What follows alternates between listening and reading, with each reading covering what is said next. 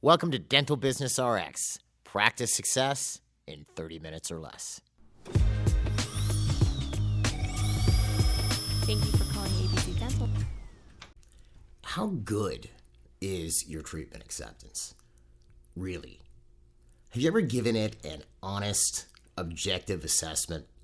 Take away all the bias and just looked at it from a neutral perspective, almost as if it were someone else? If you're like most people, self-assessment can be difficult. But that said, the first step toward improving anything is A, establishing what the actual condition of said thing really is, and B, if it could be improved, knowing what to improve and how to go about improving it. And look, the next few statements may be something you're intimately aware of, but it still bears saying. And that's that your treatment acceptance percentage, how well your treatment plans are accepted, is what actively drives overall practice income, overall practice profitability, and your patient's health. Now, practice income and profitability are sort of no-brainers. See, the more patients that accept, the more that you can possibly produce. That patient accepting all 6 crowns versus the 2 that insurance are going to cover this year is a 300% swing financially. And this doesn't even consider the professional satisfaction associated with being able to deliver comprehensive treatment. But number 3, your patient's health. Well, again, you can't perform procedures that patients don't accept. And obviously, the patient whose treatment plan is, their full treatment plan is accepted and completed is going to be, by default, healthier. So yeah, treatment acceptance is sort of a big deal. It's also one of the most misunderstood subjects in dentistry. Well, why? Well, let me give you sort of an interesting take.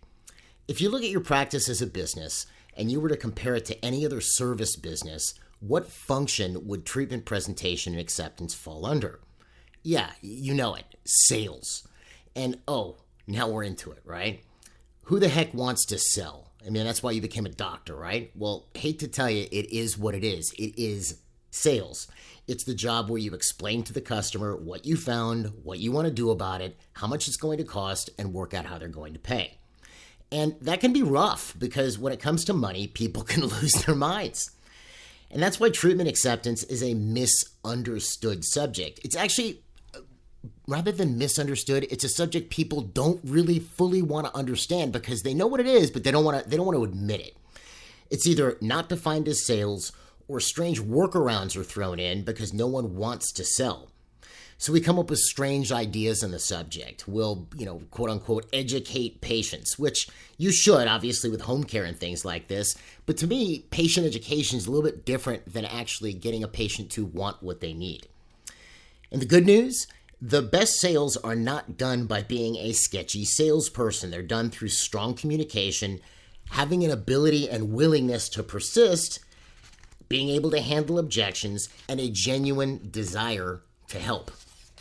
And if we improve those things, we can wildly and positively affect income, profit, and most importantly, patient health. So for this week's episode, I'm going to walk you through a series of diagnostics wherein you can grade or rate your performance with regards to treatment acceptance. It'll also open up, I'll cover this as well, the areas you might need improvement on so you can start addressing those as soon as I sign off. My name is Jeff Blumberg and I'm your host, and probably the best place to start with all of this is how we want to measure it, as well as how we're defining our terms. To measure all of this, we're going to want hard numbers, not opinion. We don't want to see how we feel about it because this is a slippery slope. You'll ask somebody, how have our new patients been lately? Well, they've been pretty good. Or it seems like we're getting a lot. Or it seems like we're getting a lot of phone calls. Or it seems like most people aren't being approved for treatment. Or it seems like or feels like isn't an actual number. And that can really throw you off. I've seen people who feel like things aren't going well, and then you look statistically, they actually are, and vice versa. That things are going well and they're not. So you want to use actual hard numbers as you do this. So what we want to measure ultimately, and we're going to need some numbers for this, is 2 things. 1, how much treatment that you're diagnosing is being accepted in dollars, because that's going to eventually show up on your production. And 2, how many actual presentations are being accepted? The number of individual encounters. If you see 10 patients and you discuss treatment, how many of those patients accepted treatment? So this is where it can get a bit interesting in the sense of you might have somebody who has no trouble closing smaller cases. So they see 10 patients and 2 are larger cases, $10, $20, $30,000. The others are $2,000, $3,000. And they close 8 of the 10 that are small and they can't close the big ones. Or you might find somebody who focuses on just closing big cases and they don't even present the other cases, right? So that's why you want to measure number of cases as well as dollars. So how do you want to get these numbers together? What numbers do we need in order to discover where we're at? Well, first thing we're going to need is the dollar value of treatment diagnosed. Your software has this. Anytime you diagnose treatment, it goes into the system. Second number is the dollar value of treatment presented. Third number is the dollar value of treatment accepted. And the fourth number is the actual number of physical presentations, the number of individual presentations you did. Now, I want to define some of these because this is an area where I've seen it not properly, it doesn't get properly defined, and then people have a wrong idea of what I mean. Obviously, diagnosis is a no-brainer. You diagnose the treatment, it ends up in the software. Now, I would hope, especially with new patients, you're doing comprehensive exams. I'm assuming everybody is, but if you're doing examinations on patients, you're going to diagnose treatment. All right, next one is presentations, and this one's a bit tricky because what is a presentation? If you see me as a new patient, let's say I'm a new patient initial and you've scheduled me for an hour and I'm with your hygienist, if you can find one, just kidding, sorry, for the first 40 minutes of the appointment, getting my x-rays, probing, diagnostics, etc., and then you come in and do the charting and meet me, and you spend 5 minutes presenting a $10,000 case, was that a presentation? I mean, from a literal perspective, it was. But was it enough time to actually explain the treatment to me, answer my questions, handle any objections or concerns I might have, discuss finances, etc.? No, 5 minutes is not. So I want to define presentations as an opportunity where you sat down with a patient, sat or stood, and you explained the treatment plan and you were able to do all those things. You explain what was wrong, what you found, what you want to do about it, answered any questions, any concerns, you didn't feel rushed. And you might find that you don't do any of these. I've seen doctors that are so slammed they don't have time to explain treatment to patients. They might spend 2 minutes doing something and send them to the treatment coordinator. Or they didn't even tell the patient what they need at all. They just send it to the treatment coordinator. And sometimes the treatment coordinator doesn't have time to explain the treatment, in which case we can say a presentation occurred, but did it really? So that's how I want to define a presentation. Adequate time to explain treatment, answer questions, discuss fees, etc. And, you may be doing, again, like I said, none of these, and that might be the reason your treatment acceptance is low. I'll get into that in a little bit as the episode progresses. Next is accepted. Again, this one is a bit of a moving target. I've seen people tell me I'll use that 6 crown example again. If a patient needs 6 crowns and you tell them they need 6 crowns and they go, well, how much is insurance going to cover? And you say, well, it's going to cover 2 this year, 2 next year, and the 2 year after. And they go, well, I'll do the 2 this year, insurance accepts, and then I'll do in other words, they agree to do it over the next 3 years. I've had people tell me the patient accepted 6 crowns. Well, they didn't. They accepted 2. That's what they're doing now, and that's what they're willing to pay for now. And how many times have you done that where you've had a patient push treatment to next year because of insurance, and then you talk to them about it next year, and they go, oh, I thought we did that last year. So accepted means that the person has agreed to do the treatment and they've paid for said treatment, or at least made financial arrangements for it. Maybe insurance is going to pay what they're going to pay, but they've worked out how they're going to pay their copayment, whether it's a payment plan or patient financing or prepay or whatever that is. That's accepted. Saying I'm going to do it next year, or I really want to do it, or it seems really cool, let's do this, that's not accepted. That's not accepted. That's not closed from a sales perspective. The paperwork's not signed, etc. Then we get to the number of presentations, which is the number of encounters we had with a patient that fit that definition of a presentation I discussed just a minute or 2 ago. If it's a 5-minute quick convo where I didn't have time to explain everything, I wouldn't consider that a presentation. So those are our 4 basic definitions. And we can use these and see where we rate. We can see where we rate. So the next issue would be, where do we want to be from a close percentage? If I'm presenting to 10 people, how many of those people would I want to close? And similarly, if I'm presenting $100,000 worth of treatment, what percentage of that would I want to close? Well, I would want to see at least 60%. 80 would be better, but I would want to see at least 60. So if you're presenting $100,000 worth of treatment, I would like to see 60,000 accepted by the definition of accepted I gave you earlier. Not patient would love to do it someday, but they're doing it and they've worked out how to pay. Same thing. If I'm presenting 10 cases, I want to see at least 6 closed. Again, I would prefer to see 8, right? Now, if we're not there, right? So if we have these basic numbers. Let's say you do these and you kind of figure them all out and you lay it out for your office and you look at your treatment acceptance percentages and it's in the 30s or the 40s or whatever that might be. What are some of the reasons you might not be where you want to be? Well, obviously, there are a number of reasons anything could happen, but let's look at some of the more common things that we find.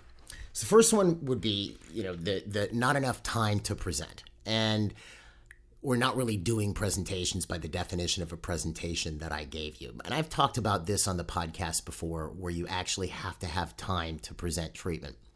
And this gets into an interesting thing. Some offices, the doctor doesn't really participate in this. This is why you hired a treatment coordinator, right?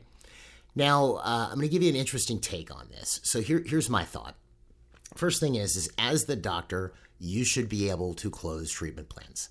And by close, I mean you can sit down with a patient, present the treatment, go over exactly what's going on, and then go over the fee, and even discuss how the patient might pay. I'm not talking about running a credit card or submitting a patient financing app.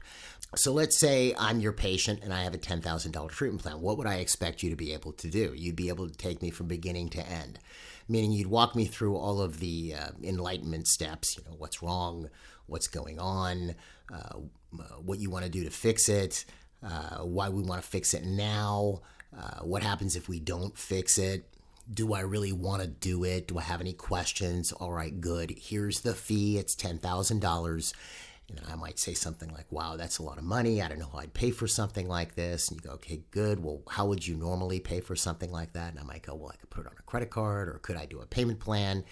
And then you might even take the next step. Well, I want to do a payment plan. All right. Well, what's your credit like? Well, it's pretty good.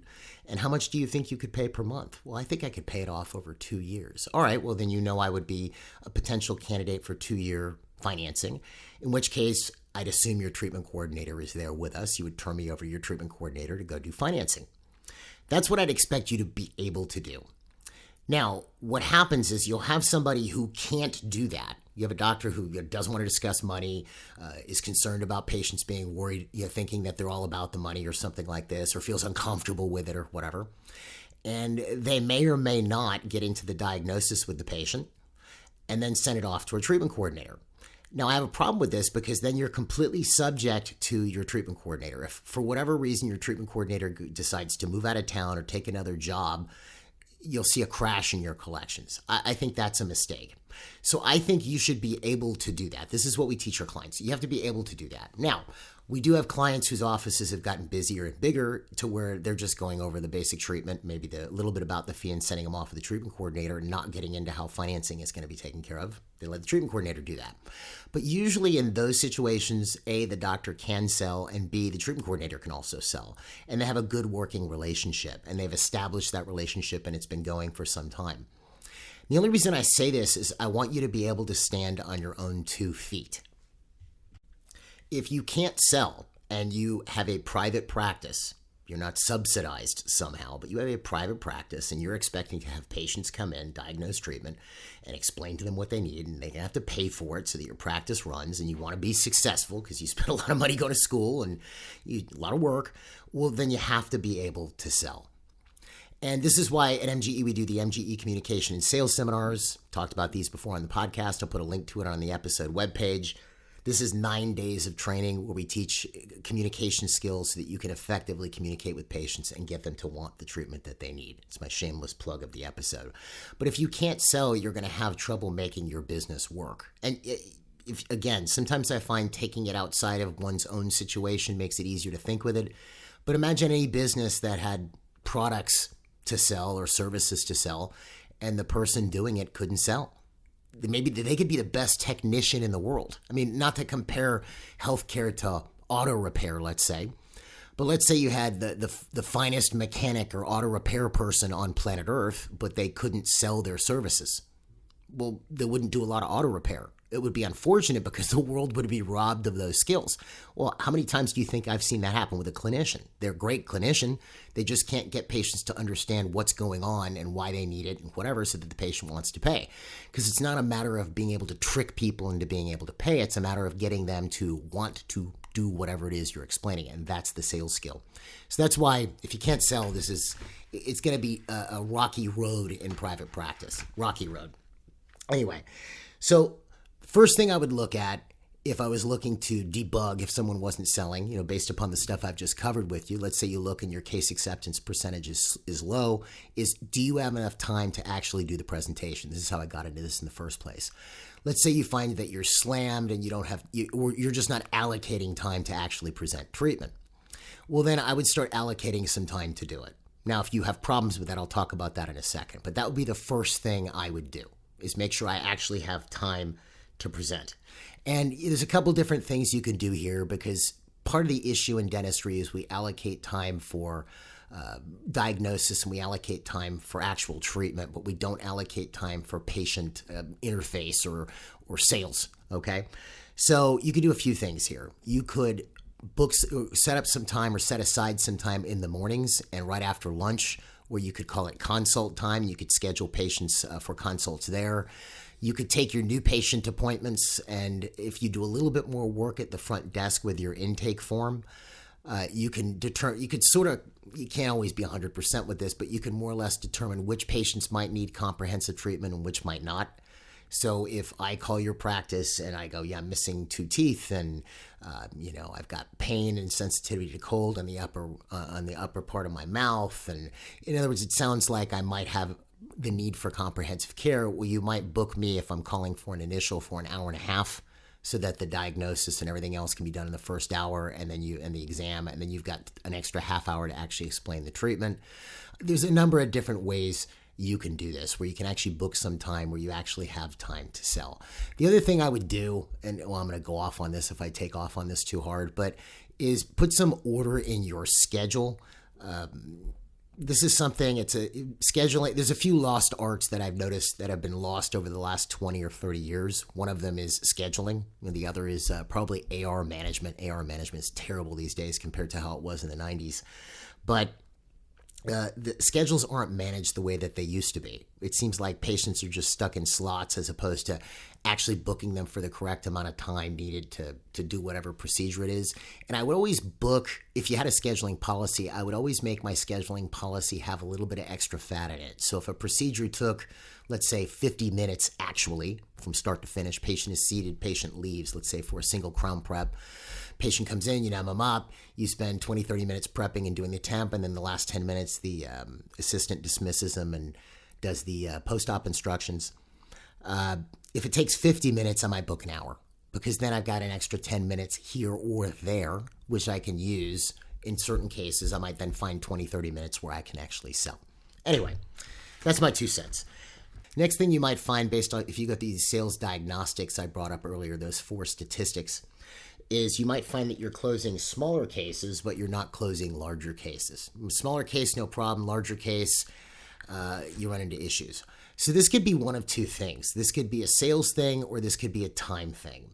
You might be allocating 20 minutes to explain a treatment plan, and that works for most of your treatment plans, but for a really big one like an FMR case, you might need an hour, in which case you're just not allocating enough time, in which case start doing that. Or you might find that there's some point of discomfort. You don't feel comfortable discussing a larger case or whatever, in which case that's a sales training thing where you need to learn how to close, and that's why I mentioned those sales communication seminars earlier. And then you have the opposite, which is you're only closing big cases and you're not closing small ones. This is rare. Usually what I find when this happens, because if a person closes a big case, usually they're excited about it, they want to do it or whatever. They want to do that type of treatment. When they're not closing the smaller ones, it's because they're really not giving them any, I hate to use this word, importance and time. They're doing it as sort of like a 5-minute quick little convo, as opposed to giving it the time that it's due, like that they give to a larger case. I would make every case important. personally. Now, obviously, a larger case is going to take longer to close than a smaller case, but I wouldn't necessarily only focus on big cases. If you find that you're doing that because you just don't have the time to focus on smaller cases, we'll talk about that in a second. Next thing is this, which is you'll notice there are 4 metrics, right? There's diagnosis, presented, accepted, and then number of presentations. Well, what about stuff you've diagnosed before that the patient didn't accept? All right. This gets interesting. So I've seen offices where the primary focus is on new patients, which obviously new patients is important, and I don't want to disrespect new patients or getting new patients, but I've seen that to be the only focus, and there's very little focus on the patients of record that are in the hygiene chair. And people tend to get, they build up opinions about these patients coming in the hygiene chair. You know, here's Mr. Jones. Mr. Jones needed 4 inlays when they were in for their last 3-month checkup. And now they're here today. And he said no last time. So no one talks to Mr. Jones at all about the treatment that they need. At all. And I see that happen a lot. Instead, there's a focus on this new patient coming in for an implant consult, which obviously you should focus on that. But you should make it a policy that any patient coming in that day with outstanding treatment has a conversation. They should have a conversation. Now, they could say no again, and that's fine. But they should have a conversation because you're going to surprise yourself. Especially, you might find, let's say last time Mr. Jones was in, you only had the 5 minutes that you were in the room for a recall exam to talk to Mr. Jones about those inlays. And now you actually have 15. You actually have time to close Mr. Jones. You don't want to set your practice up to where you're just living off of new patients. Your patients of record should actually, there should be enough revenue generated from the treatment you're doing on patients of record to keep your practice functioning and meet your overhead. That's the way to think with it, okay? Now, in certain cases, you might find that there just aren't enough resources to handle all the traffic going on in your practice, depending on how busy you are. So let's say you've got a fairly decently busy practice. You're getting a good new patient flow, so there's a lot of focus on that, 40, 50 new patients a month, and you got 2 to 3 hygiene chairs going. And there are patients in those hygiene chairs who have diagnosed treatment that has not been accepted. And there's just you, the owner doctor, and maybe a treatment coordinator, and there's just not enough hands to keep up with the sales hat in the practice. So then you tend to focus on what you consider to be important. I got to talk to this new patient about the treatment they need. Mr. Jones, we don't have time to talk to today. Well, in certain cases, then you might want to evaluate, do I need an associate? Do I need an extra treatment coordinator? Do I need to reorganize my schedule a little bit? If you've got 2 to 3 hygienists, there's probably a good chance you're on your way to needing an associate. And it's not unusual for one doctor to work with 2 treatment coordinators. And sort of the evolution of a practice, if you look at the average practice, if it's growing at a good steady clip, what would eventually happen is it would get more and more new patients. And assuming it's retaining those patients and they're staying in hygiene, well, hygiene's going to grow. Well, you're going to hit a point of critical mass as a doctor where you just can't keep up with the number of hygiene chairs you have going. Even keeping up with 2 can be difficult and finding time to sell if you've got a healthy new patient flow. I'll say that again. But if you're getting 6 new patients a month, it's probably not a big deal. But if you've got 2 hygienists and you're seeing 40 plus new patients a month, you're going to have a hard time as a solo doc keeping up with everything, because in some cases you're doing 2 hygiene checks an hour. So you're not going to have time to sell. It's actually going to start to lower your production capacity as well. Patient treatment is going to start to get pushed off into the future. So that might be a case where you want to look at adding a part-time associate, maybe a second treatment coordinator. There's a number of different ways. It really is situational. It depends on what you have going. So this would be something we can talk to you about if you have questions. And a funny thing that happens with practices that fit that mold I just described to you, 2 to 3 hygienists, 1 doctor, 1 treatment coordinator not keeping up everything, is you'll find that, yeah, they're busy, but then when you look at their inactive patient list, it's massive. And if you look at your incomplete treatment list, right, this is that list we always keep that nothing seems to happen with. But it's funny because I'll survey this at seminars. I'll ask, how many people here have an incomplete treatment list? Okay, good. And how much incomplete treatment does your practice have? And you'll hear numbers, 800,000, 1 million, 5 million, right? And no one's really calling these people because what you'll find is on the incomplete treatment list, the majority of those patients on there are also patients who don't have a next visit date. They're also inactive.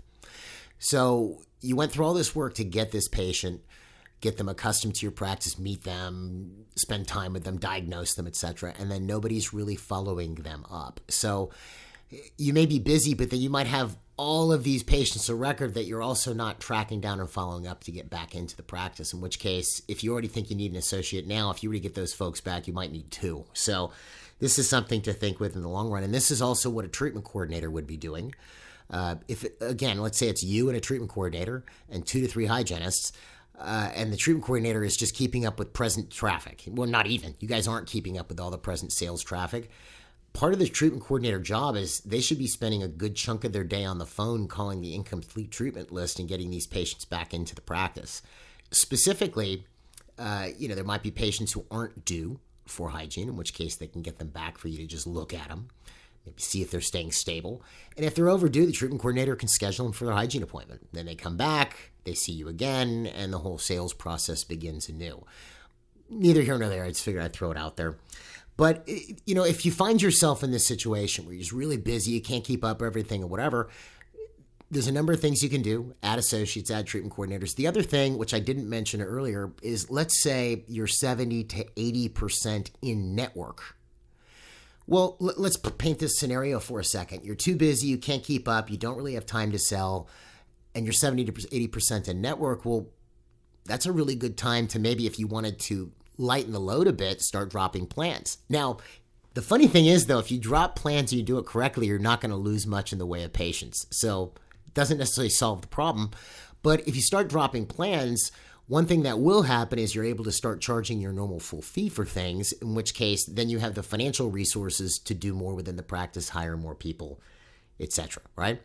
And then lastly, if your closing percentage is low, it might just be a closing thing. You've got the time factor, which definitely plays into it. I think I've said this on episodes before. There's 3 basic things you need in order to sell. A, somebody who needs something that they need to buy. B, the ability to sell. And C, time to sell, the organizational side of sales. So I could have 2 people. Let's say one's a great salesperson and one is a mediocre salesperson. And to sell whatever product or service I want them to sell takes 30 minutes, let's say. And I give the great salesperson 5 minutes. They're not going to close much. Whereas if I give the mediocre salesperson a half hour, they might close 30 or 40% of the people that they see. So if you find, yes, I have the time, because the time thing is something you can do right now. You can figure the time out right now, and you might not be the greatest closer in the world, but you will see your close rate go up because you actually have time to explain things. But let's say you fix the time thing and you go, well, gosh, my close percentage is still in the 20, 30% range, 40% range. Well, this is where you need to learn how to sell. And it goes back to what I was talking about earlier, which is the MGE communication sales seminars, learning how to communicate to patients in such a way that they want what they need. And obviously, if your close rate is low, it could be any combination thereof of what I just described. But those would be the main things I would look at if you did those numbers and you go, my rate is low, that I would take a look at first to start improving your close rate. In any event, this is one of those areas where a little bit of work, like I mentioned, just adding time, can go a long way. And while it can see rapid improvement, it's something that gets better with work and time. There's a funny thing about success and wins, which is, I'll give you an example. So I had one seminar attendee, and we were just getting into the seminar, and we were talking about discussing fees with patients. And they go, well, what would you say? What would you say to a patient? Because they were expecting me to have this beautiful speech or something. And I said, well, okay, so I'd tell them how much it is, and then they made a joke, and then get ready for them to get mad, right? No, just tell them how much it is, and then ask them how they would normally take care of something like that. That was it. What's $10,000, and let the patient digest it. Wow, that's a lot of money. Oh my gosh, wasn't expecting that. I understand. Well, how would you normally take care of something like that? They heard that and they go, really, that works? And I go, yeah, it helps. I'm not saying the words don't necessarily solve the problem, but it's something that you can say. So they went back and they did that and they closed a $15,000 case. They were just over the moon.